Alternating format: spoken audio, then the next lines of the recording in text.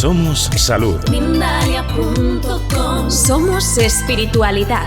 Mindalia.com. Somos conciencia. Mindalia.com. Mindalia.com. Somos la comunidad de la nueva consciencia.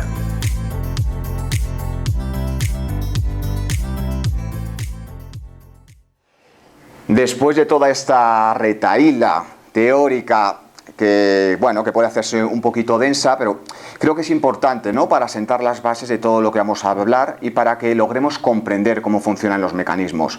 Vamos a volver al punto de partida, vamos a volver a hablar de los influencers.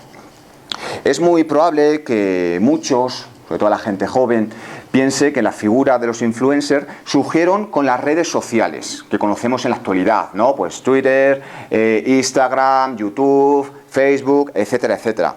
Pero la verdad es que esas estrategias del boca a boca o la difusión de persona a persona han sido una de las estrategias de marketing más importantes a lo largo de la historia.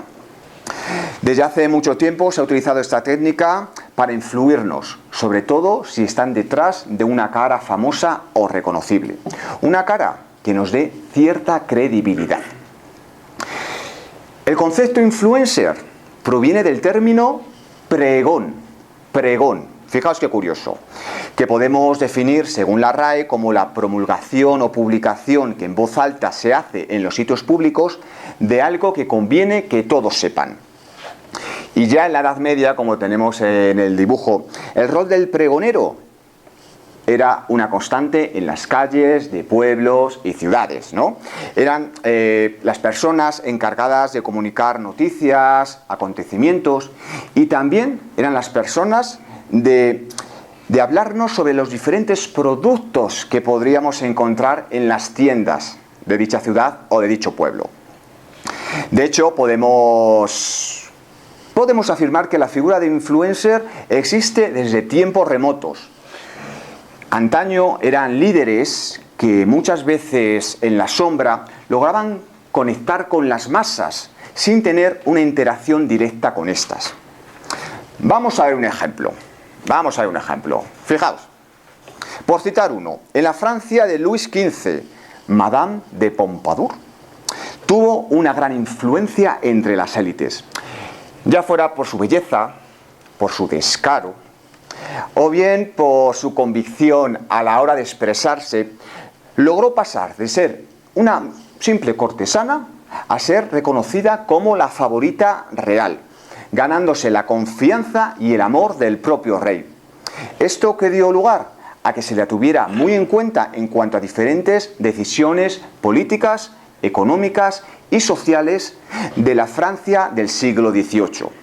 E incluso tuvo un gran reconocimiento en cuanto a su criterio cultural, siendo mecenas, por ejemplo, de filósofos de la talla de Voltaire, que posteriormente influenció a personalidades como la emperatriz Catalina II de Rusia. Por lo tanto, podemos ver que muchas veces las influencias funcionan en cadena, ¿no?, en el boca a boca. Yo te influencio a ti, la otra persona a la tercera persona, la otra persona a su amiga, a su compañero. Es una cadena. También en el imaginario colectivo tenemos a pensar que los influencers en general son personas jóvenes, ¿no? Pero lo cierto es que no siempre ha sido así. Hasta los años 70, por ejemplo, el mundo de posguerra estuvo gobernada por la llamada gerontocracia, es decir, personas maduras. En el mundo capitalista encontramos ejemplos como De Gaulle, en el comunista Stalin o Mao, y si pensamos en los estados postcoloniales, pues por ejemplo ocurre la figura de Gandhi, sin irnos más lejos. Quizás los regímenes revolucionarios sí tienen una tendencia en apostar por la juventud, ¿no?, como pasó en Cuba con la figura de Fidel Castro. Pero bueno, dejemos a un lado todas estas figuras por si acaso. Lo que sí es cierto es que desde la aparición de los diferentes medios de comunicación, ¿no?, la televisión sobre todo, se han utilizado a las diferentes celebridades para vender determinados productos. Y vamos a ver rápidamente 3 ejemplos de esto. Ahí tenemos el primer ejemplo. Una de las primeras marcas en utilizar personajes reconocibles pues fue Coca-Cola. Sí.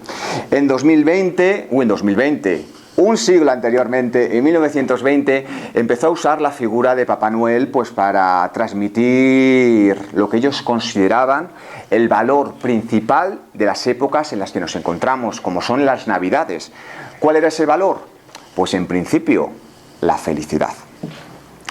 Tenemos otro ejemplo.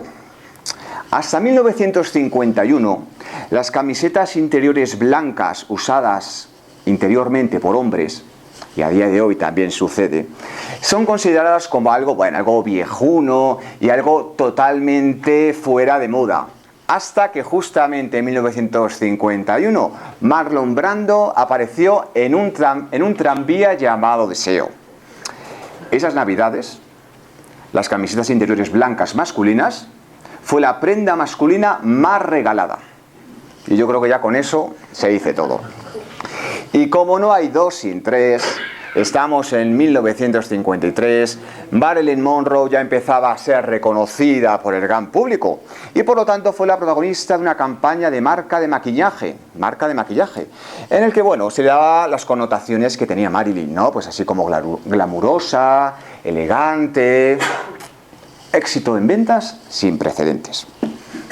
Estos datos, pues bueno, nos pueden más o menos sorprender, pero nos da una idea de cómo las marcas siempre han estado asociadas a determinadas personas que han popularizado de forma recíproca el producto y la interacción social de esa persona con el resto del pueblo. Ya a partir del 2016, esta dinámica de publicidad y colaboraciones entre famoso y marca empezó a migrar con la aparición de las llamadas redes sociales. De hecho, fue en el 2010 cuando surgió la red social que dinamitó todo lo que conocemos hasta ahora, Instagram, la cual sería de aquí hacia adelante el principal canal de expansión de los influencers. ¿Por qué? Porque daba muchas posibilidades de creación de contenido. Todo esto supuso una readaptación de las grandes marcas, empresas y del mundo de las comunicaciones. Y precisamente ese, es el momento en el que nos encontramos a día de hoy.